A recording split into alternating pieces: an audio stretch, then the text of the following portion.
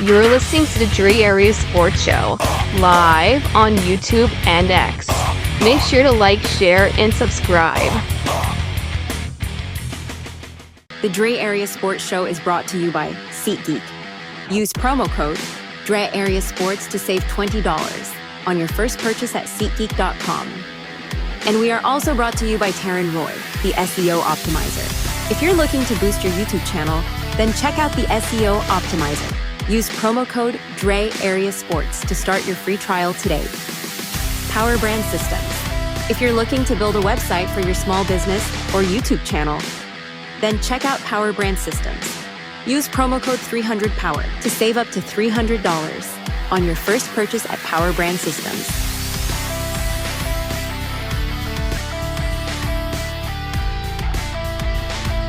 Switch gears now. We're talking about the Golden State Warriors. Now, the Warriors, after game one, we felt really positive about how the Warriors can approach the T-Wolves in the series. Now they find themselves down 3-1 to Minnesota. Jimmy Butler, can he lead them back into this series? Because we know that Steph Curry has been ruled out of game 5, which I thought this would be the game he might come back. But the fact that it's on the road, I doubt it. And he's not going to be coming back. Can Golden State get back in this series, or do you think it's lights out for the Warriors? I think you're going to know by halftime. I really believe. I think by the half tonight, by the game's at 6:30, by about 7:45, we'll know. I think it's going to be very difficult for them for a number of reasons. Number one, Anthony Edwards, dude. This guy, he is on fire right now. Like that and that three that he hit, the Warriors, let's go back to game 4 for a minute here.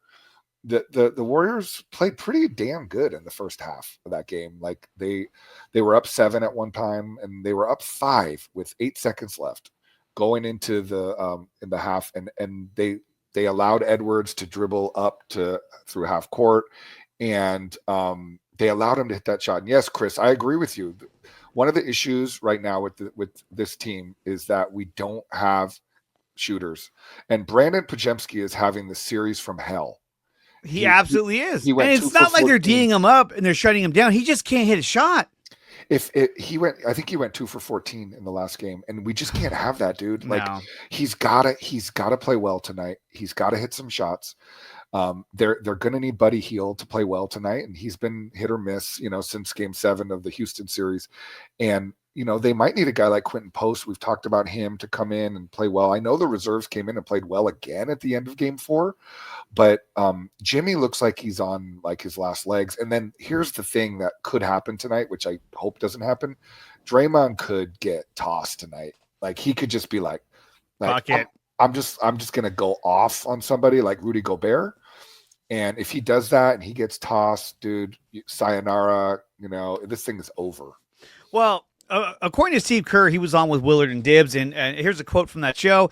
When they asked him, what was the mood of the team last night on the plane and today, Kerr said, defiant. The group is this is a proud group. This is a 7-game series for a reason. There's a lot of basketball we played, so we're so excited about tomorrow. Cool. That's awesome. Does that mean they're going to win? Probably not. But we're going to see, the sense of urgency that they come out with. I mean, this is do or die for them. So they should put up a stronger effort against the Timberwolves. And I'll tell you this, there hasn't really been anything that Minnesota has done that I'm like, oh man, whew. No. This is a lot. Like there were things that Houston would do defensively that I was like, how the hell are we going to get past these guys? Yeah. Their defense hasn't been that great. Their rotations haven't been that great. The problem is that without Steph Curry, their offense has been out of whack, which now you have their defense is now becoming out of whack at times because nothing is flowing properly. So you could argue, yes, the Timberwolves are playing pretty good defense, but I don't think it's the defense of the Wolves that's disrupting the offense. It's the fact that they don't have a Steph Curry to run their offense that's disrupting the Warriors' offense. They look confused. They're out of place, and not enough guys are stepping up. Jonathan Kaminga playing out of his mind. Fucking love the guy. Butler, he's trying. But the guys who are killing us, Moses Moody, gone. I don't know where he's at anymore. Quentin Post, well, you know what? Jackson Davis is playing better. He's more physical. I like that move. We're not seeing Guy Santos. We're not seeing anything out of Brandon Podzemski. I understand Podzemski is a great ball handler, good defender, does a lot of things, but he's not hitting his shots whatsoever.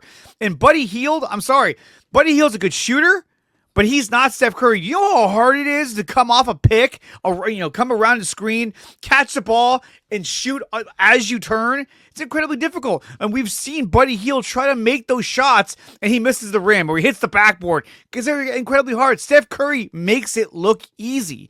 And I think that they're trying to run plays for Buddy Hield that Steph Curry would do, but he's not as athletic and as talented as Steph Curry. And that's not a knock on Buddy Hield.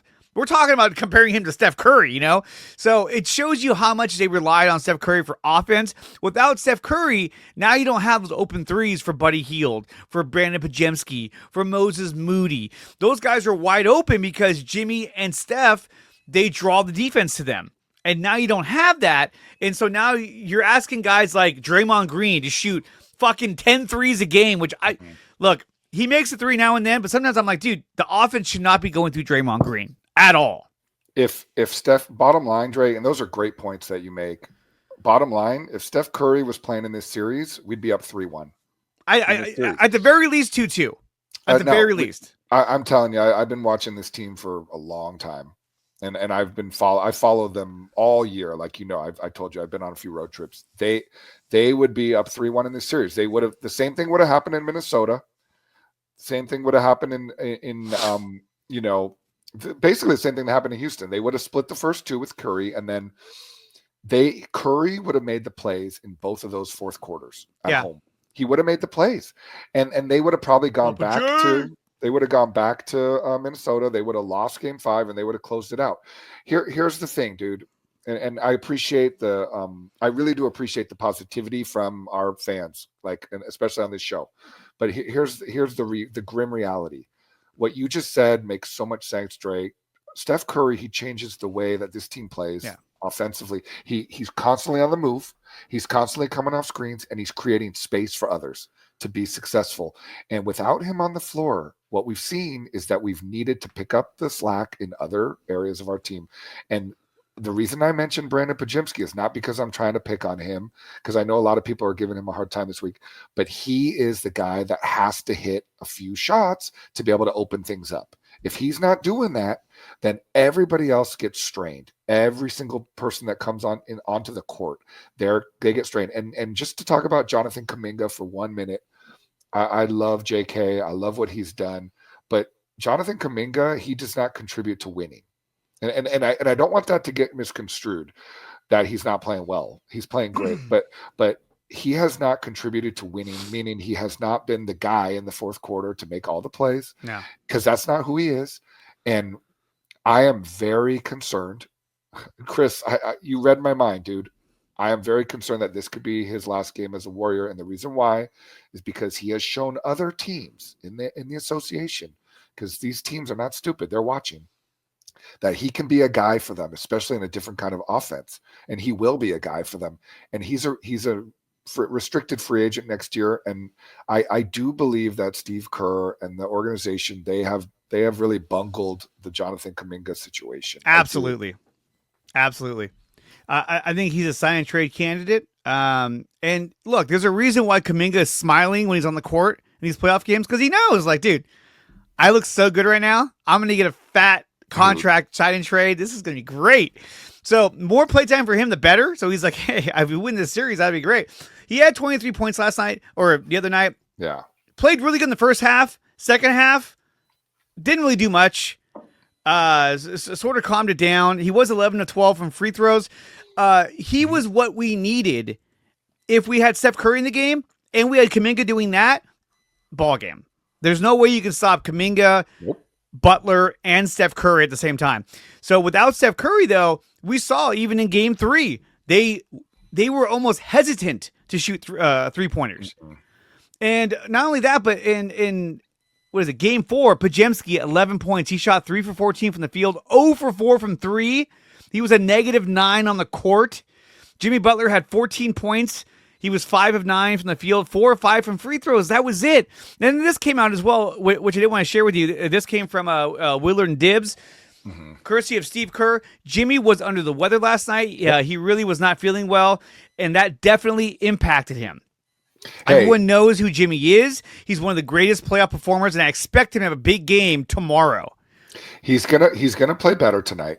No question about it. He's gonna play better tonight. And I do expect the Warriors to be competitive tonight. But it's hard for me to sit here and say that they're gonna be able to stop this train now that they've got, Minnesota. They've really gotten into a rhythm now. And one player that we haven't talked about now for 20 minutes is Julius Randle. Julius Randle has been a monster, killing the Warriors in this series, not only from the post, but from 3-point land. And he's been facilitating. He's been playing great defense. I feel like Draymond has been exposed in this series defensively. He just can't guard Julius Randle. He's too athletic. He's too athletic for him. And he's 6 years younger. Yeah. And, maybe back in the day, Draymond could guard Julius Randle, but he's just not that player anymore. And this brings us to a question about Draymond. Like, the Warriors are going to have to make some decisions, because I know we're not in the postmortem yet. And I know on Willard and Dibbs, they're still kind of, I was listening to them too yesterday, and they're still talking about that there's some hope here. But, especially if we win tonight, Curry could come back potentially on Sunday for game 6. And who knows, maybe they get to a game 7. But we need to talk about this Giannis Antetokounmpo situation. Absolutely. Because, dude, you want to get some ratings on this show? Let's talk about Giannis Antetokounmpo, because that could be a very interesting situation.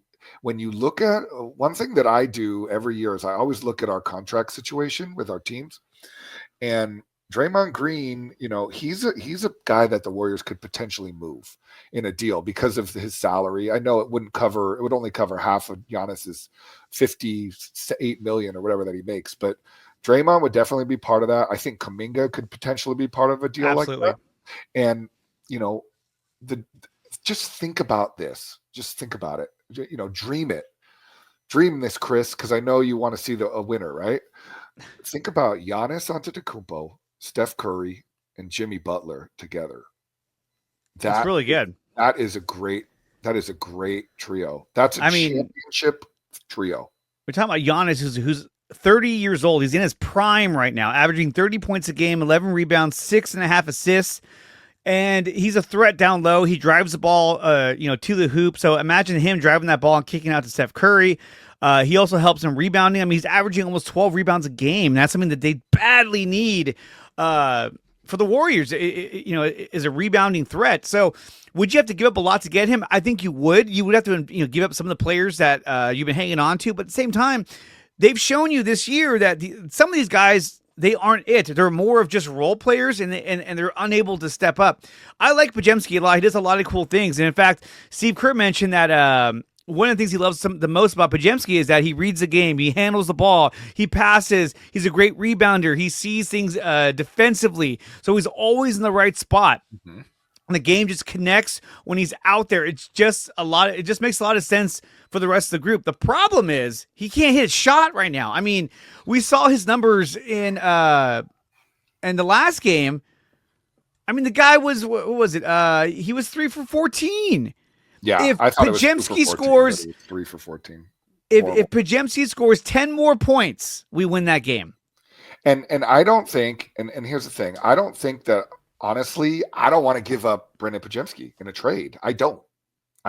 But this series might be a series that shows teams, you know what? I don't want him as much as I want maybe like a Moses Moody, because the guy's athletic, he's got long arms. But I'm just thinking about our team right now. I'm thinking about what works for our team, and I don't want to give up Brendan Podzemski. I agree with Steve Kerr on this. I like him defensively. He reminds me a lot of Manu Ginobili, and I know that. He's not going to be Manu Ginobili, but Manu Ginobili was that kind of a player, a lefty that was always in the right place defensively, and I think he has the potential to get to that point. So no, I wouldn't want to get rid of him. And Moses Moody, Jonathan Kaminga, obviously Draymond Green. Those are 3 guys right there that you could put together, with some draft picks, and maybe even throw in Buddy Hield, who makes $12-13 million a year, and you could potentially match a deal for Giannis Antetokounmpo. Now, what are you going to have left over? You're going to have Steph Curry. You're going to have Jimmy Butler. You're going to have Quentin Post. You're going to have, Brandon Podzemski. You're not going to have a lot left over. But a guy like Giannis, dude, what he, not only does he have a relationship with Steph Curry, not only has he shown interest in getting out of Milwaukee because they're a mess right now, and Lillard's going to be out for the entire season. Signing with them long term was the biggest mistake he ever made. When he signed that contract, I thought, why would you sign with the Milwaukee Bucks? That's not a franchise that's going to continue to push your envelope to get you a title. It's not. I'm sorry. And one thing that we're learning this postseason, and we need to do a talk about this postseason because, dude, this is one of the most interesting NBA postseasons I've ever seen. I cannot get over the fact this morning. I cannot comprehend the fact that the Boston Celtics are not only going to get eliminated tonight, okay, most likely, but they're going to be without Jason Tatum for the entire season next year. Blown Achilles. Like that is ridiculous to me. Like my mind is blown. So for Giannis, what he has to be thinking about, dude, is like the NBA life is short. Like it's just like, like our lives, like our life is short, and you cannot like depend or rely on anything. That's for sure. And there's nothing certain in the NBA. I mean, I do believe that the Oklahoma City Thunder are going to win the NBA championship. That in my mind right now is certain. Okay. But on top of, other than that right now, like they're probably going to end up playing the Knicks in the finals, and they're going to smoke them. They're going to smoke the Knicks. It's going to be very interesting. It could be Indiana, but it's going to be very interesting. But there's nothing is guaranteed in this league. Like I said, other than a team like Oklahoma City, that's just so much better than everyone else this year. So Giannis has to really think about in terms of, man, am I going to sit there and waste another year on a team with Pat Connaughton? It's just like Pat Connaughton and freaking Bobby Portis with his smile. That was cool when we won the title. But that was a different league, dude. That was 2021. Yeah, it's like it's time to move on. Like how have we moved on? We haven't. Things have changed, Dre. So I think this is something that's really fascinating, something we need to keep the pulse on. Yeah, and I think knowing Joe Lacob, Joe Lacob's going to make an effort to try and get this guy. He's going to kick the tires, as Brian Sabian would say. He's going to see they're going to explore this option, most definitely. You can count on that. But going into Game 5, it's you could say this is all about playoff Jimmy. I think Jimmy's going to do what Jimmy's going to do. But here's the thing we got to remember too is that not too long ago, Jimmy Butler broke his right ass cheek in Houston. And you can't tell me that does not hurt every time he walks and runs up and down the court. I'm sure if he pulled down his pants and you saw his big black ass, you would see a deep green purple bruise right there on his butt cheek and be like, oh God, you were playing on that? That's not to mention he was sick. That's the image I want in my head right now. Jimmy Butler. Thank but you, bro. what Jimmy I'm saying, Butler's that's why his name is Butler. But no, but the thing is that like, that doesn't just go away. So he's been playing on that. That's been slowing him down. Then he was sick, which you could tell now that you know that, it makes sense the way he played in Game 4 because he seems so like out of touch. You're like, man, what's going on? He didn't let anybody know that. He didn't go in the press conference and say, I was sick all game, so I just kind of powered through. No, he didn't say that shit. No. That's not who he is. Steve Kerr had to say that just to say, hey, look, this is why he played the way he did. He was sick. And that's why I love Jimmy Butler. But we saw what Jimmy Butler could do in Game 3. He had a really good game, and they almost won that game. They just ran out of firepower at the end. That was a tough loss. Unfortunately, dude, here's the thing about tonight. It's just there. Like I said, we've been seeing these games for years now. When you don't have your superstar, it takes a lot of effort to even stay in the game. Okay, so maybe they stay in the game, but if it does get to the point where it's like Draymond falls off the horse and it just kind of like they're gonna let the rope go, and these guys could use a break, dude. Like Jimmy could use a break. I mean, every other day they've been playing a game for how many weeks now? I mean, that's a lot. They have Jimmy Butler. They have him signed for 2 more years. This is not the end of this run. Like Steph still has a run in him. I don't even know if Steph can play in Game 6, even if they do win tonight. Like it's not guaranteed. Well, they said it's a grade 1 strain, so who knows? I know he did practice on the court, or he did some drills. But I don't know. Who knows if he's going to come back? But I think if they win this game, then he'll come back for the next 2 games because he has to at this point. The only way they can win this game tonight is if the Minnesota has a tough shooting night, and they really need Jimmy Butler to go off. Not only scoring, but distributing the ball. Draymond is trying his damnedest to help them win, but sometimes when he tries too hard, he makes a lot of turnovers. He makes a lot of mistakes. He shoots too many threes. The other night, he shot 6 3-pointers. He was 2 for 6. And I know Draymond was trying to help out. He's trying to contribute because he knows there's no Steph Curry, but he's not the greatest shooter. So that's something that, he needs to kind of, to me, he needs to take less threes. If he's wide the fuck open, go right ahead. But if he's being challenged, and the other thing too is that the Warriors are running the shot clock down to the final seconds.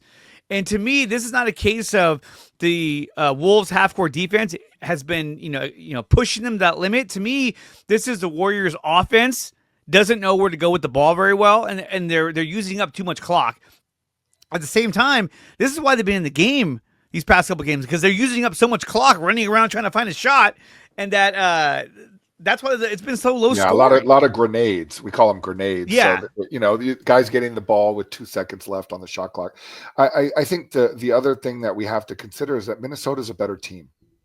I don't want to. I mean, they're younger, definitely. I don't want to say it and have people come at me. But even with Steph Curry, I'm not saying. I do believe the Warriors would have won this series with Steph Curry. But as they're constructed right this moment, just think about their team right now. Okay, they got Mike Conley, he's distributing, he's making some shots. 36. Okay, he's 36, but he's looked better the last couple games. Yeah, he has. got DiVincenzo, who's looked a little better as the series goes on, and then the 3 guys that to me are just killing us is obviously Ant-Man and Julius Randle and Jaden McDaniels. I mean, these guys are just absolutely killing us from the outside. They're making every shot. They've got their confidence. And the thing that scares me about tonight is that, game 1, they didn't play well at the Target Center, the T-Wolves. They were awful. And we talked about that last week. They were horrible. But that was honestly, that was more of an admiration really than anything else. Game 2, they were better, but they still didn't really shoot the ball that well. But I think they're due for a good shooting game at home. We'll see. If that happens, we're done. They're up 3-1, so this could be a case where they sort of let off the gas a little bit, like, hey, we got this. Although they're a team now, when you talk about age-wise, right, you got Rudy Gobert is 32. You got Anthony Edwards, who's 30 years old. I want to say Julius Randle are at the same age. Anthony Edwards is not 30 years old, bro. How old is he? He's 22 years old. Is he 22? Anthony Edwards? Are you smoking? I'm tripping. I think you had too many wax seals on your face or something. You got high off the wax seals. How old is he? He's like 22 years old, bro.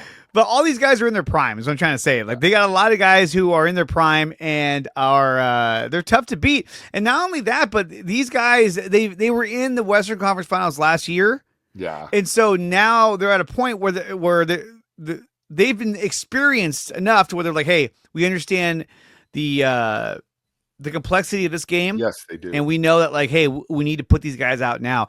If you allow them to win this game, you run the chance of running to a game 7, especially if Steph Curry is going to come back. And that's going to revitalize a lot of these guys on the Warriors because, look, I've been happy with Trayce Jackson-Davis. I love what he's been able to do. Yeah. He's better at rebounding, better at scoring. And I think when it comes to Quentin Post, this is not the series for him. These guys are too big, too physical. And he's not hitting his shot. He's not even getting his shot. So I like the change of going with Trayce Jackson-Davis. And I think he's been good. I mean, granted, he was a negative 18, his plus minus, but the whole team was negative, so it doesn't really matter. Yeah. And what's funny is that all the backups, they were all plus 14. But that was when they came in the game later. They're gonna have to play a perfect game tonight, the Warriors. And then don't discount the championship DNA that we have. Like, exactly. I believe Draymond's going to come out tonight with some good positive energy. And I do believe that Jimmy Butler is going to play better.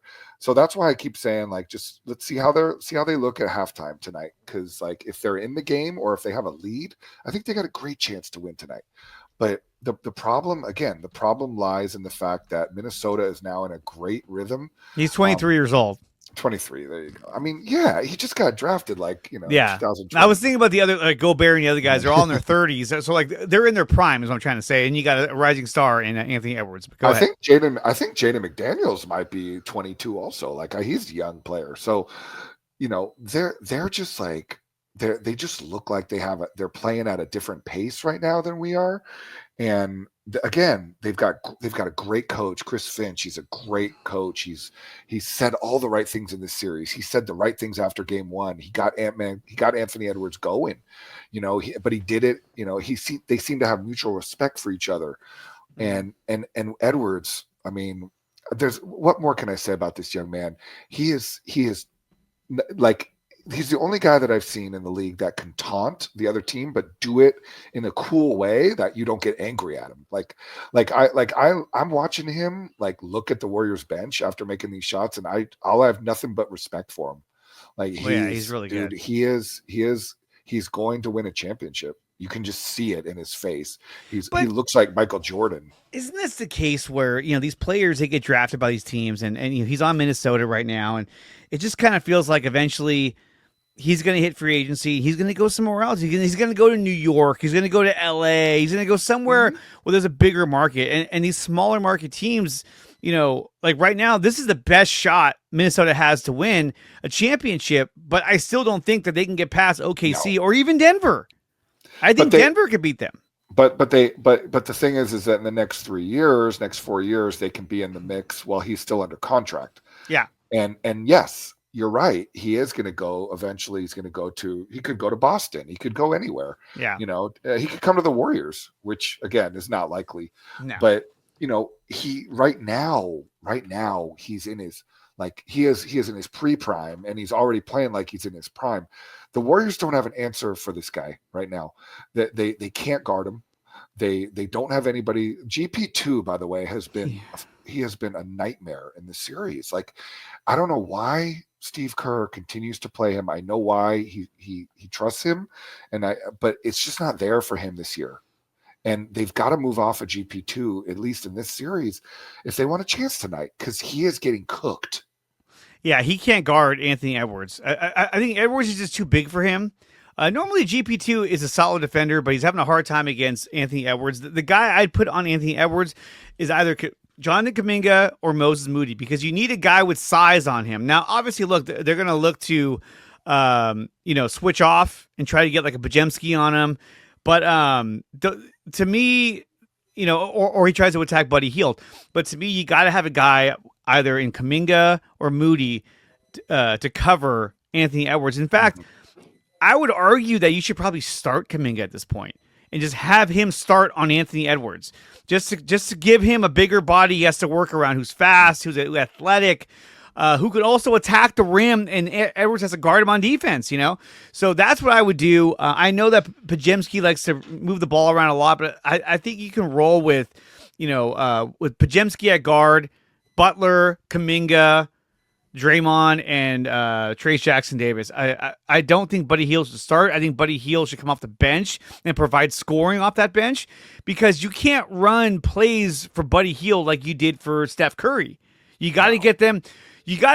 Buddy Hield plays better when the backups are in the game, and then he can exploit mismatches. Against the starters, they're ready for him. They're ready to run him off the line. Don't let him get a free shot. And, he's more of a set shooter. When he doesn't set his feet and he's shooting on the run, he's not as accurate as he is when he sets his feet. So he's a set shooter. So that's why I think he's better coming off the bench. I think that Kaminga will be better as a starter, because he'll attack the rim and get to the line and give the Warriors that advantage and slow the game down. Now you have both Kaminga and Butler who are driving and getting to the rim and getting to the line. I think that's how they're going to win this game, is from the free throw line. Kaminga was 11 of 12 from free throws. The next Warrior player that was even close to the amount of free throws that Kaminga did was Podzemski. He was 5 of 6.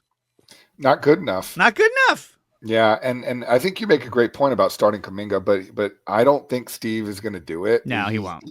He for some reason he doesn't like Kaminga in the starting lineup. He likes him to come in with the second unit. It has to do with the rotations, but something we're going to have to look at in this offseason. I know something that, obviously, I'm not firing Steve Kerr. No, I didn't say that. I felt like you were going there. No, I'm not going there. Okay. But I'm saying that his performance needs to be reviewed. And I'm sure they will. I'm sure that, Joe Lacob and Mike Dunleavy, they will look at this. And it's not just his performance. Obviously, your best player's out, and it's hard. But there's some belief and from what I'm hearing that they're pretty disappointed with how the Jonathan Kaminga, just how his whole career has been handled as a Golden State Warrior. It's not good. I'm a little bit concerned about that moving forward with future young players. And I don't know how long Steve wants to do this. That's another part of this. I don't know if he's going to, especially after Steph Curry and Draymond leave. And what I believe. I've said this many times. I think Draymond Green will be the next head coach of the Golden State Warriors. And I say that with a straight face. I'm not joking. Like, no, I think they will definitely, they will definitely consider that. I think he will go straight into that position when he retires. And I'm not joking when I say that. It's a possibility. I wouldn't doubt it. Warriors play tonight at 6:30 p.m. at the Target Center in Minnesota. Game 5. It's a do-or-die situation for Golden State. Can Jimmy Butler and the rest of the Warriors pull it together and get this win, get this to Game 6 in San Francisco, and possibly get Steph Curry back for Game 6? I think if they win this game, Curry comes back for Game 6, and the Warriors have a shot to push it to Game 7 and possibly win. However, if they get past Minnesota, it's only going to get tougher going against either Denver or OKC. Man, that's going to be tough. I know we beat OKC during the regular season. When we're fully healthy, though, this team is a lot different. The Warriors team is a lot different when we have a healthy Steph Curry. And look, this is all delusional talking right now. If we were to get to the NBA Finals, you'd be going against either Indiana or New York, which I think those are winnable series. Yeah. So we'll see. We'll see how it plays out. But tonight is do or die for the Warriors. Drew, I want to thank you so much for coming on here, talking some Giants, talking some Golden State Warriors. You can follow Drew over on X. Do you know your handle on X? I'm not on X. I stay away from Twitter because I'm in the world of education. But you can find me on Facebook, and you can see my beautiful family on Facebook. Find me at Drew Forder. There you go, everybody. Guys, when we come back, I'll be joined by Aaron of 49ers First Takes. We're going to be talking about the San Francisco 49ers. New schedule is about to be posted. Rookie mini camp, all that good stuff. When's Brock going to get signed? I don't know. That's a big question that we're going to discuss as well. So, guys, we'll be right back. You're listening to the NorCal Sports Report, episode 29 on IE Sports Radio. Your direct feed for all that is sports. Thank you for watching this video. If you want more of this content, then check out some of these recommended videos right here on your screen. Make sure you like, share, and subscribe to the channel. And if you want to support the channel, you can do so by going to my website, which is nicotina.net, and there are memberships available under Dre Area Sports.